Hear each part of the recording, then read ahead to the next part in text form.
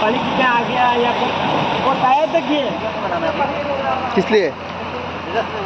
हाँ, हम तो हमारा नौकरी कर रहे हैं, हम तो हमारा नौकरी कर रहे हैं। बना लो तो पहले, ठीक है, पहले बना लो।